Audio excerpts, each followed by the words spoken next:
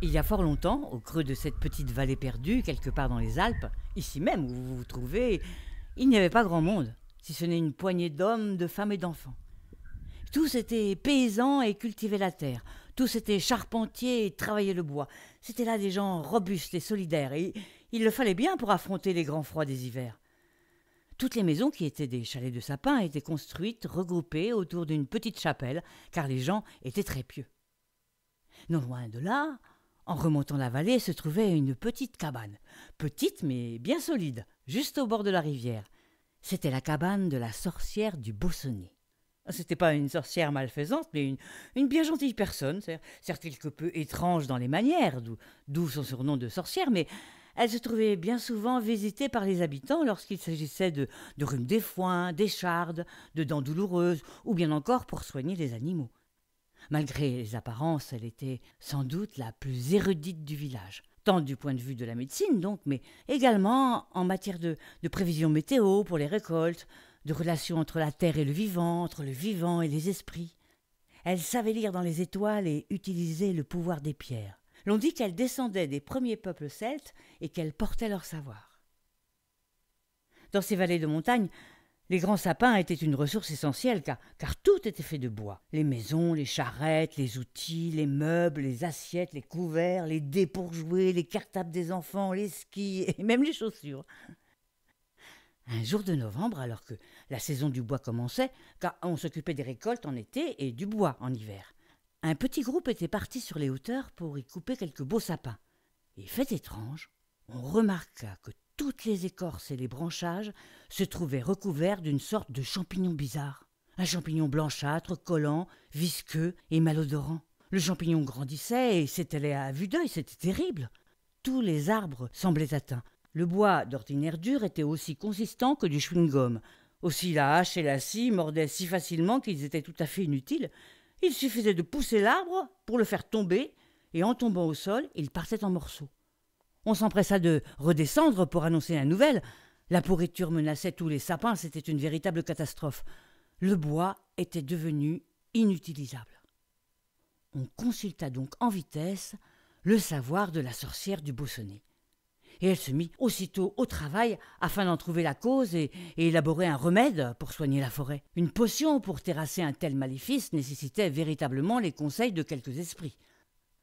Elle consulta donc la forêt de la Motte, de l'Ars, de Beauregard, de la Perrière et du Plan. Et partout, l'on pouvait entendre gémir les grands et les petits arbres. Mais l'esprit de la forêt apparut tremblant et lui donna un premier ingrédient. Puis elle alla trouver la terre au milieu des champs libres et y plongea ses mains pour écouter ce que disaient les vers de terre. Et ceux-ci lui révélèrent un second ingrédient. Ensuite, elle monta s'allonger au milieu des fleurs sauvages dont le savoir était aussi étendu que la variété de leurs couleurs, et les fleurs lui donnèrent un ingrédient. Puis on la vit consulter les airs, perché sur des hauteurs où nul n'était déjà allé, et l'air lui souffla à son tour un ingrédient. Après ça, elle se rendit dans les vastes pierriers et resta assise longuement pour deviner ce que les vieilles pierres lui conseillaient, et puis revint avec un précieux ingrédient. Elle invoqua le feu de la foudre, celui sous la terre et celui qui crépite dans les cheminées, avec ses esprits d'encens afin de le questionner. Et l'esprit du feu lui révéla ici encore un ingrédient.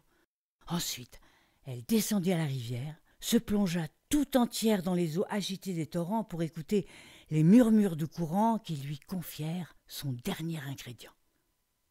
Une fois tous les esprits consultés, elle rentra à sa cabane et concocta une potion telle que l'on n'en avait jamais élaborée. Elle mélangea bien soigneusement tous les ingrédients et chauffait lentement par les flammes dansantes d'un joyeux brasier. Elle se rendit au pied d'un énorme sapin malade dont la pourriture avait déjà dévoré presque tout le tronc, les branches et les fruits, et y versa à son pied la potion, et récita à haute voix la formule magique, indispensable à toute potion réussie. Il fallait être patient. L'hiver fut particulièrement difficile car tout ce qui était en bois avait été atteint et on ne travailla que très peu cet hiver-là et les feux brûlaient mal dans les cheminées. Lorsque le printemps arriva, la sorcière du Beausonnet, avec tout le village derrière elle, revint voir sous le grand sapin pour constater que la potion avait bien travaillé et que les arbres avaient retrouvé leur vigueur d'antan. La pourriture avait été vaincue. Bien des siècles passèrent et bien des choses furent oubliées. La sorcière du Beausonnet, poussée par des temps difficiles où l'on se tournait vers d'autres conceptions des choses et où l'on croyait moins à la magie, même bienfaisante, se retira aux confins du village et même plus loin, dans la montagne. Et bientôt arrivèrent les hommes en plus grand nombre, et l'on vit arriver les voitures, et l'on construisit avec autre chose que du bois. Alors les esprits se réfugièrent à leur tour dans différents lieux du village. Ils sont toujours là, mais se cachent, car ils craignent l'agitation et le bruit. Le père Léon, qui habite un petit chalet du côté du Beausonnet, partit en forêt l'autre jour pour y faire son bois, et en est revenu tout affolé. Car ces arbres, parmi d'autres, ont un aspect étrange, une sorte de champignon collant et puant, recouvre leur écorce et leur branchage. Ils sont mous, dit-il. Ça ne vous rappelle pas quelque chose? Eh oui, la pourriture est de retour. Mais comme bien des siècles ont passé et que bien des choses sont oubliées, la recette de la potion n'est plus connue de personne. Et malgré tous les produits des magasins qui existent maintenant, aucun ne semble faire effet. Cependant, les esprits sont toujours bien là, eux. Cachés, mais toujours là. Et vous devez absolument les trouver et leur demander de vous révéler les 7 ingrédients qui composent la potion magique, ainsi que trouver et déchiffrer la fameuse formule magique. Alors pour commencer ta quête, rends-toi à l'office de tourisme de la Clusaz et dis à la dame de l'accueil cette phrase. Par tous les esprits, me voilà pour trouver cette fameuse potion. Allez, bonne chance l'ami.